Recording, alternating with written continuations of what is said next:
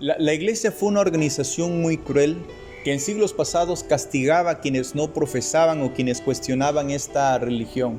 Los ahorcaban en las plazas públicas, les cortaban la cabeza, los quemaban vivos, y con este autoritarismo salvaje lograron hacer un gobierno sólido en el México del siglo XIX. Tenían el monopolio de la mente de las personas, no les permitían tener otra religión, menos carecer de ella.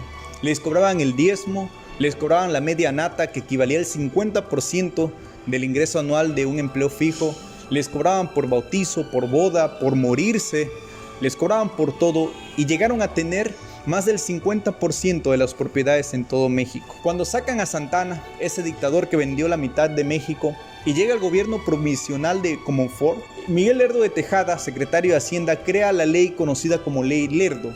Esta ley decretaba que la iglesia vendiera la mitad de sus bienes al pueblo, con el fin de fomentar la economía y de crear una nueva clase media proveniente del pueblo, que la gente por fin pudiera tener una propiedad.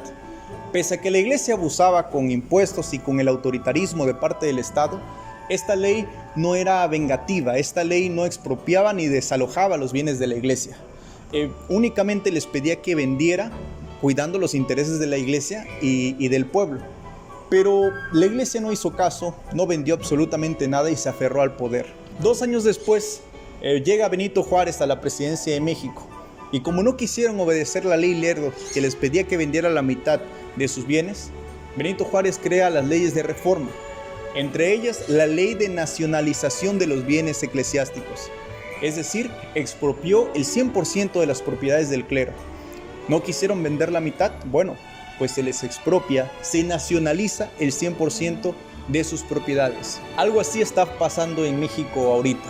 La reforma energética de Peña Nieto nos obliga a comprarle energía al extranjero antes de consumir nuestra propia energía. Es como si tuviese yo un árbol de naranjas y antes de poder consumir mi propia naranja tenga que comprarle naranja al vecino.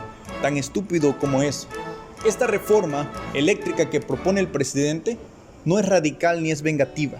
Propone que la CFE, o sea México, se encargue del 54% de la producción eléctrica y que la inversión extranjera se encargue del otro 46%. O sea, esta reforma eléctrica les está dando acceso casi a la mitad.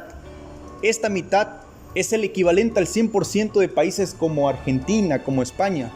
Pero la derecha no quiere tener acceso a la mitad. La derecha quiere el 400%, quiere seguir saqueando a México a través de contratos leoninos.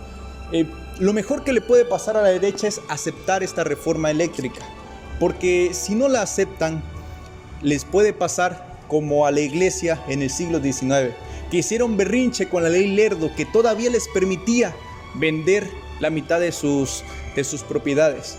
¿Y qué pasó? Que llegó Juárez y se las nacionaliza por completo y pasan a ser propiedad de la nación.